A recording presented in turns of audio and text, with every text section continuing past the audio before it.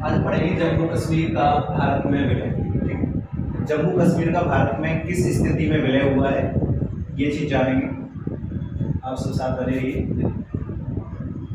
1947 में हमारा देश आज़ाद हुआ था। देश आज़ाद होने के साथ साथ भारत में जितनी भी रियासतें थी ये सारी रियासतें भी आज़ाद हो गई थी। ठीक है, तो देश आज़ाद हुआ था और उधर रियासतें भी आज़ाद हुई थी। इसमें एक रियासत जम्मू एंड कश्मीर भी थी। जम्मू एंड कश्मीर भी एक विवादास्पद रियासत रही है। जैसे विवादास्पद रियासत दूसरी थी, जैसे जूनागढ़ था, हैदराबाद था, टिहरी था, ठीक है, त्रावणकोर था। तो ये विवादास्पद रियासतें थी जिन रियासतों का विलय भारत में जो है काफी कठोर परिस्थितियों में विलय हुआ है इनका। तो उसमें से एक रियासत जम्मू एंड कश्मीर के केस को स्टडी करेंगे। देखिए कारण इसका ये इस केस को स्टडी करने का क्योंकि कश्मीरी फाइल्स जो कश्मीर में जिन हिंदुओं को प्रताड़ित किया गया है उसके पीछे की जो वजह क्या है, ये वजह कश्मीरी फाइल्स के लिए एक वजह नहीं है, इसके पीछे का कारण जम्मू एंड कश्मीर का विलय भी है। लेकिन इसे लोग सिर्फ एक नजरिए से देख रहे हैं। इसको समझने के लिए आपको पूरा मैटर समझना पड़ेगा। कश्मीर में सिर्फ वो पंडितों का उसमें उन्हें प्रताड़ित किया गया, उन्हें सिर्फ वो स्थिति पहुंचाई गई है। तो उसका क्या, जो 22 अक्टूबर 1947 को जो घटना घाटी में घटित हुई थी उस घटना की क्या क्या कौन करेगा। तो 22 अक्टूबर की घटना थी, 22 अक्टूबर 1947 में जो घटना घटित हुई थी घाटी के अंदर, उस घटना के बारे में कोई बात क्यों नहीं कर रहा है। ये बात सबको पता है कि 19 जनवरी को क्या हुआ था। मूवी में दिखाया गया है 19 जनवरी को, 19 जनवरी 1990 को क्या हुआ था। लेकिन ये किसी को क्यों नहीं पता कि 22 अक्टूबर 1947 को क्या हुआ था। उस दिन घाटी में जो तलवारें चली थी, उस दिन घाटी में जो हिंदू महिलाओं को प्रताड़ना पहुंचाई गई थी, उस दिन जो घाटी में महिलाओं के साथ रेप किया गया था, उसके ऊपर बात कौन करेगा। उसके ऊपर भी तो किसी को बात करनी होगी। हम इस बात पर फोकस डालेंगे। फिर हमारा मुद्दा बाद में कश्मीरी केस है, तो मस्करी ऑफ कश्मीर पे बाद में डिस्कस करेंगे वो क्या था।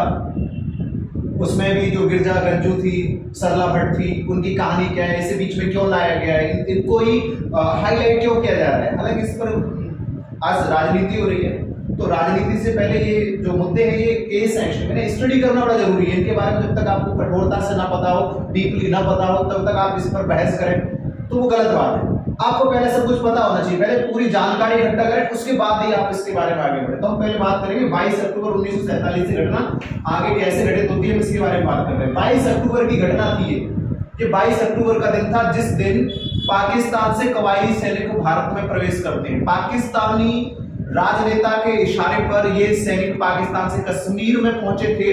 कश्मीर का इस समय जो राजा था इसका नाम था हरि सिंह। हरि सिंह यहाँ के राजा थे, ये किंग थे।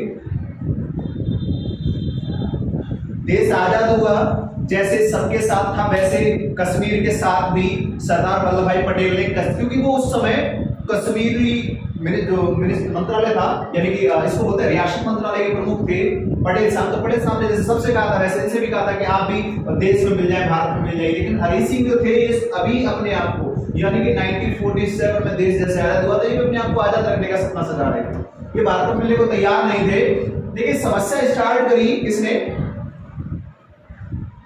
रामचंद्र कार्ग ने। बहुत कम लोग जानते हैं कि रामचंद्र कार्ग जो थे प्रधानमंत्री थे किसके, हरि सिंह के, ये पीएम थे,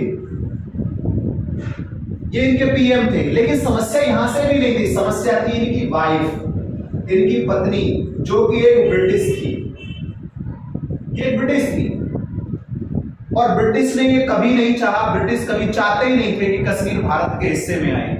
वो चाहते थे कि कश्मीर पाकिस्तान पर जाए, वो हमेशा उसके हित में थे। अमेरिका भी यही चाहता था कि कश्मीर पाकिस्तान के हित में जाए। तो वो ये सब किसके फेवर में थे, ये सब फेवर में थे पाकिस्तान के में। भारत को कोई सपोर्ट नहीं कर रहा था, भारत के पास चारा कुछ नहीं था। लेकिन बात आप सब जानते हैं वल्लभ भाई पटेल का स्वभाव कैसा था, दोहरा स्वभाव के थे। एक हाथ में फूल रखते थे, एक हाथ में लाठी रखते थे।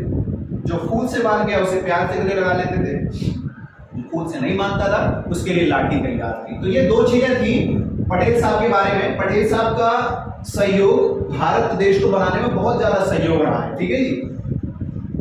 रामचंद्र कार्ग को इनकी पत्नी जो ब्रिटिश पत्नी थी ये भड़काती रहती थी, और रामचंद्र कार्ग हरि सिंह को भरते रहते थे, यानी ये इन्हें भरते रहते। तो हरि सिंह जो थे वो प्रधानमंत्री की सुनते थे, क्योंकि प्रधानमंत्री राज्य के प्रधानमंत्री थे।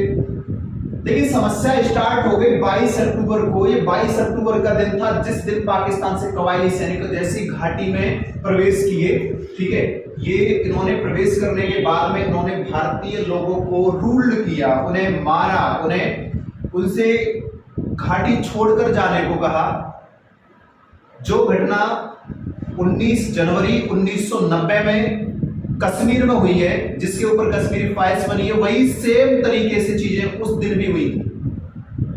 ठीक है, अगर हम मूवी अगर बनाए, कश्मीर पर भी मूवी अकेली बनाए, तो ये इतना प्रताड़ना देय है कि जो उन लोगों ने सहा उनके साथ क्या गुजरी। और हम तो सिर्फ सुन रहे हैं, हम तो सिर्फ पढ़ रहे हैं, हकीकत क्या थी वो तो हम सब नहीं जानते।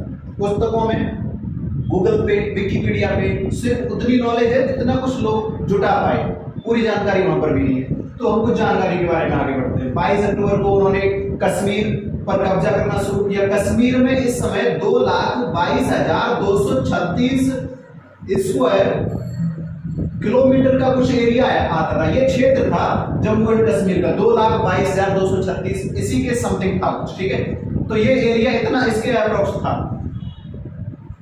22 अक्टूबर के दिन उन काफिरों ने, उन्हें काफिर कहें या मुजाहिदीन कहें या फिर उन्हें हम कबायली सैनिक हैं, जो कहे वो कम नहीं है, तो ये वो लोग थे। इन्होंने क्या किया, इन्होंने इसका 83 यानी कि 83 स्क्वायर किलोमीटर एरिया कंट्रोल कर लिया। ठीक है, 83 स्क्वायर किलोमीटर एरिया उस दिन कवर कर लिया, उसको कब्जे में ले लिया, घाटी उनके कंट्रोल में चली गई। कुछ अभी हुआ, धीरे धीरे ये चीज बढ़ती गई। 1962 इंडिया चाइना वॉर में चीन ने फिर से भारत के कश्मीरी कुछ क्षेत्र पर कब्जा कर लिया। तो कुल मिलाकर के वर्तमान में 1,21,000 स्क्वायर किलोमीटर एरिया जो कि जम्मू एंड कश्मीर से संबंध रखता है, वो भारत के नियंत्रण से बाहर जा चुका है। ठीक है, अब सरकारें इस क्षेत्र को छुपाती है, सरकारें इसकी व्याख्या नहीं करती कितना क्षेत्र भारत पे है, कितना क्षेत्र भारत से गया है, लेकिन इस की व्याख्या गूगल करते हैं। आप गूगल करेंगे आपको मालूम पड़ जाएगा 1,21,000 या 22 स्क्वायर किलोमीटर का एरिया जो कि कभी इंडिया का हुआ करता था, ये दूसरे देशों ने कब्जा लिया, उनके कब्जे में जा चुका है, उनके नियंत्रण में ये क्षेत्र है। तारीखें आगे बढ़ती है, जब 83 किलोमीटर एरिया किसके कवर में चला गया, यानी कि ये पाकिस्तान पर चला गया, ये पाक ऑक्युपाइड कश्मीर का रूप लेगा आगे जाके, पाक ऑक्युपाइड कश्मीर का रूप लेगा जाकर के। ठीक है, कुछ क्षेत्र बचा जो कश्मीर का, आजाद कश्मीर या भारत कश्मीर का है, वो कह सकते हैं आप उसे। ये रुके नहीं, ये कबायली थे, ये रुके नहीं, ये आगे की तरफ बढ़ते गए। राजा जो थे, हरि सिंह जो थे, इन पर दबाव डाला कि ये पाकिस्तान में मिलने को तैयार हो जाएं, लेकिन राजा हरि सिंह जो थे, इन्हें शक्ति मिली थी जो भारत के लिए जो आजादी पत्र आया था, यानी जिसमें भारत पाकिस्तान की आजादी के साथ साथ तमाम रियासतों को आजाद किया गया था, उसमें एक चीज और थी, ये भी कहा गया था कि जो रियासतों के राजा हैं या राजकुमार हैं, उनकी स्वयं की पराकाष्ठा पर या उनकी स्वयं की मानसिक शक्ति पर निर्भर करेगा कि वो स्वयं से निर्णय लें कि उन्हें किस राज्य में मिलना है, यानी कि वो किस देश में जाना चाहते हैं। पाकिस्तान में देखिए, ये डोमिनियन स्टेट्स हैं दोनों के दोनों, तो हम इन्हें एक राज्य के रूप में देखते हैं। संविधान भी इंडिया में स्टेट कहता है, लेकिन हम एज ए कंट्री इसको कम करते हैं। ठीक है, तो दोनों में से किसमें जाना है ये डिसाइड करना था इनको, राजा को, ना कि जनता को। हालांकि इस बात पर प्रश्न उठे बाद में कि राजा को ये सोचना चाहिए था कि जम्मू एंड कश्मीर की जो अधिकतम आबादी है वो मुस्लिम है, तो उन्हें पाकिस्तान में मिलना चाहिए था, परंतु बात वो दूसरी थी। हालांकि राजा का अपना संयम भी, जैसा कि ब्रिटेन ने उस समय आजादी के दौरान कहा था कि राजा का स्वयं का संयम भी ये निर्धारित कर, राजा अपने संयम के आधार पर निर्धारित करे कि उसे किस राज्य में मिलना है, तो इस बात पर भी बहस हुई थी। तो इसके आधार पर हरि सिंह ने 26 अक्टूबर को विलय पत्र पर हस्ताक्षर किए थे। इस समय विलय पत्र पूरा नहीं हुआ था, यानी कि भारत में जम्मू एंड कश्मीर का विलय पूरी तरीके से पूरा नहीं हुआ था। तो भारत से, यानी कि दिल्ली से सरकार कोई ज्यादा एक्शन ले नहीं सकती थी, सेनाएं जम्मू एंड कश्मीर में भेज नहीं सकती थी, लेकिन वहां से कबायली सैनिकों ने कश्मीर पर वो खूनी गोली खेलना शुरू कर दी थी, वो खूनी खेल शुरू कर दिया था जिसमें बहुत सारे हिंदू मारे गए, उस समय भी मारे गए। उनसे कहा कि कश्मीर से हिंदू कश्मीर से भाग जाओ, हिंदू कश्मीर से भागने को कहा कि या तो भाग जाओ, पहली चॉइसेस दी उन्होंने, कहा कि देखो पहले तो भाग जाओ, नहीं भाग रहे तो धर्म बदलो, चेंज योर रिलीजन, धर्म बदलो। और अगर धर्म भी नहीं बदल रहे तो मर जाओ, तब मरने को कहा। कश्मीर में जितनी भी महिलाएं थी, सिर्फ प्रताड़ना सिर्फ हिंदुओं के साथ नहीं हुई, ये प्रताड़ना सिर्फ हिंदू के साथ नहीं थी, जो दूसरे धर्मों के लोग थे जो वहां के लोगों के समर्थन में थे, उनके परिवारों के साथ भी सब एक जैसी घटना घटित हुई। इसके प्रमाण भी है, सिर्फ ऐसा नहीं है कि सिर्फ हिंदुओं के साथ हुआ, मुसलमानों के साथ नहीं हुआ, अदर धर्म के लोग थे जो अल्पसंख्यक थे, उनके साथ भी यही घटना घटित हुई। मुद्दा सिर्फ इतना ही नहीं था, कहा कि जम्मू एंड कश्मीर में वहां पे शरीयत की बात आई थी, कहा कि यहाँ पे एक वो कानून चलेगा जो कानून इस्लामिक कंट्रीज में चलता है, ठीक है, तो वो कानून चलाने को उन्होंने कहा। अब उस कानून के अंदर दूसरे धर्मों की कोई महत्वता ही नहीं है, वो करेंगे क्या।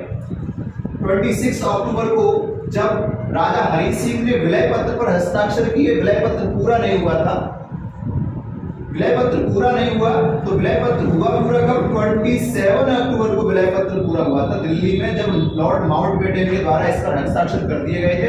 इस पर हस्ताक्षर करने के बाद पुनः प्रातः काल ही यहाँ से सेनाएं जम्मू एंड कश्मीर में भेज दी गई थी, और उन सेनाओं ने जाकर के घाटी में जो कबायली सैनिक खूनी होली खेल रहे थे या फिर धार्मिक प्रताड़ना पहुंचा रहे थे, इसे जैसा भी कहे, कुछ कम नहीं होगा, तो जैसा भी ये कर रहे थे उस सबको जाकर के रोका।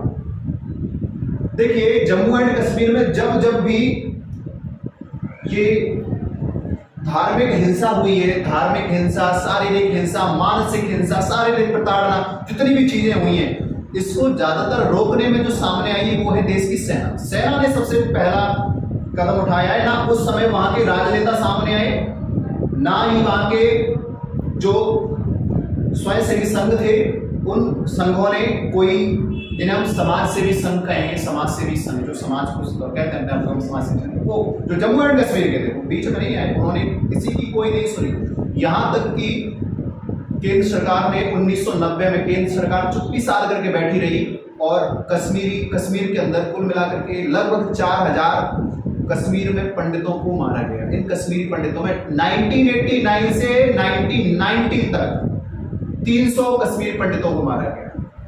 यहां पर कुल मिलाकर के जो समस्या थी, यानी कि इसको अगर समझेंगे आप तो गुलमर्ग एक जगह है, 2006 में और 98 में भी यहाँ पर 23 या 24 लोगों को मारा गया। तब तो सरकार ठीक थी। 2003 में 2003 की बात कर रहा हूँ, 98 की बात कर रहा हूँ, 98 में भी मारे गए लोग यहाँ पर। उसमें भी 98 के अंदर 300 लोगों को मारा गया था। 98 में 300 लोगों को मारा गया, सरकार उस समय भी चुप्पी साधी रही। 2003 में 23 या 24 लोग, गुलमर्ग जो कि बारामूला के पास की जगह, वहां पे 23 या 24 लोगों को मारा गया, सरकार उस समय भी चुप थी। तो सरकार आज भी कुछ नहीं कर रही है कश्मीर के मुद्दे। कश्मीर का मुद्दा बहुत ज्यादा दुखमय है, ठीक है। कश्मीर मुद्दे पे भी हम एक वीडियो लेके आएंगे।